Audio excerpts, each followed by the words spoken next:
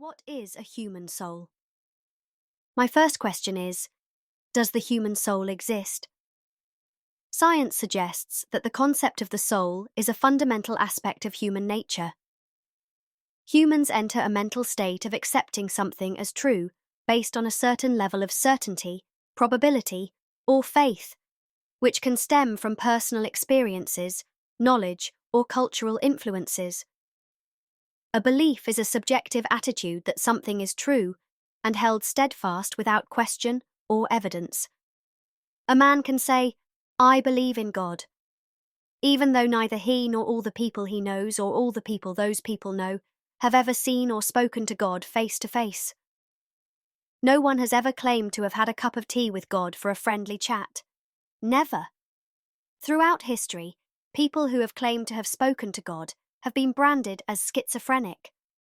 They are people who experience hallucinations, delusions, and disorganized thinking, leading to a distorted perception of reality.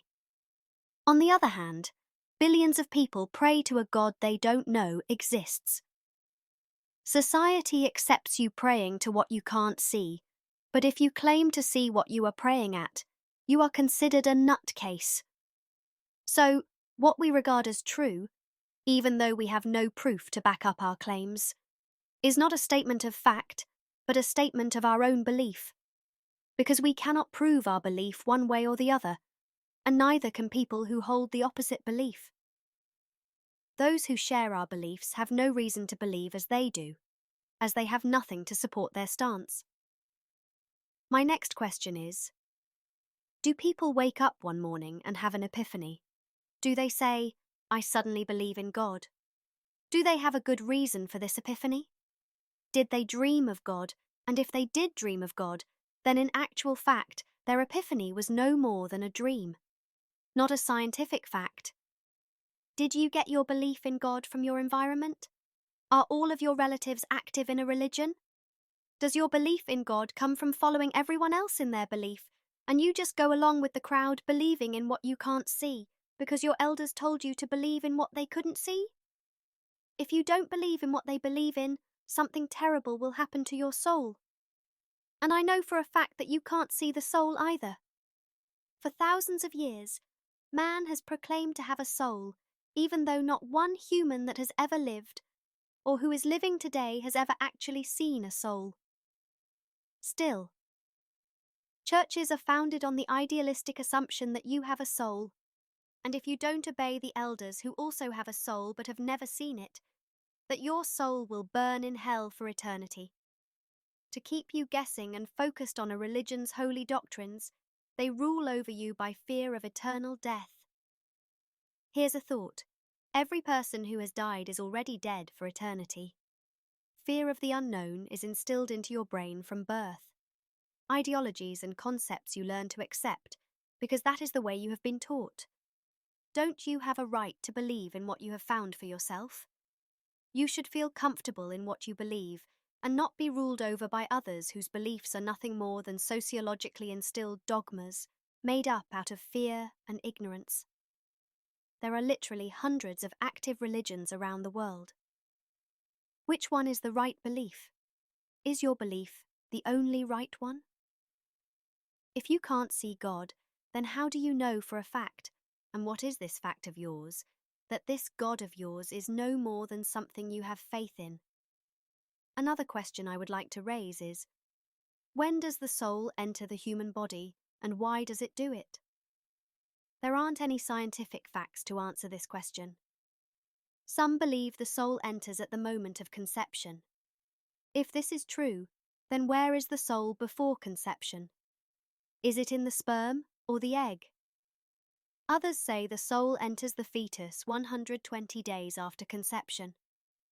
If this is true, where was the soul hiding during those 120 days? Was it hanging out in the uterus? Why does the soul enter the body? It must have a purpose, as it has been doing this since the first humans appeared on the earth. This question is a matter of faith and varies greatly across different religious and philosophical traditions. One thought is that the soul's journey isn't a one-off affair. The Oversoul, call it God if you will, wants to experience every single facet of all the events in human life, down to the tiniest molecule. All human life experiences are different from someone else's experiences. For example, if you were 10 seconds earlier, the train might have hit you, killing you instantly. But as you were 10 seconds late, it missed you. Every soul must work with the body it ends up with, until the death of that body. The list of human life stories gives the Oversoul a better understanding of its creation as well as a personal bond. If you could experience every living second in a human's life, then you would know their pain as they know it. As to why the soul enters the human body instead of a mouse or an ant's body. Only humans are sentient, that being, conscious, of a response to sensations of seeing, hearing, feeling, tasting, or smelling. The soul needs the human consciousness to experience human development. When the human dies, the soul leaves the body and comes back again in another body, ready to experience life in that body's life experiences. If a human dies suddenly, like in a plane crash, then that soul leaves the body with that conscious moment and takes it to the next human it joins. Some children recollect the sudden death event around the age of 3 or 4 years of age. The memory develops around this time in children. They can tell you things about their past lives that seem impossible for a child to recall. One young boy of 4 told his mother and father that he died in the Second World War in a plane crash. He told them he was flying a secret plane when it crashed.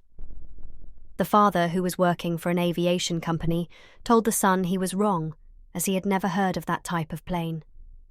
The son told him to dial a number he had in his head. The father did so and was connected to the American Pentagon. He was told that few people knew of the plane or its missions. The co-pilot lived after the crash and was still alive in a town in California.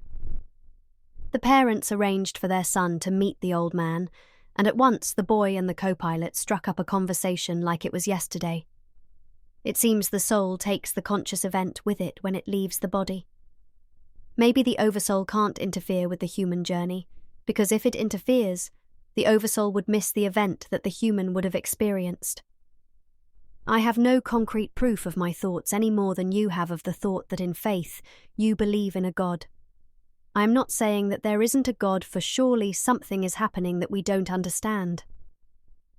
Take the example of the child's recollection of a past life event. These are not isolated events. They happen worldwide. Consider yourself lucky if you can form your own beliefs without interference from bullies. They are wandering through the same dark tunnel as you. Only you have a brighter view in that tunnel, because your freedom of thought has given you a new perspective and a greater advantage in finding your way. Join Don and me at our website www.billabongvalleypublications.com.au. Once there, you will find books you can purchase and then download the audio or PDF version. You can even stop and read one of the 40 videos about Don's female robot companion. Purchase our book, I Bought a Female Robot Companion, and learn what it's like living with a robot as a friend. Bye for now. Emma.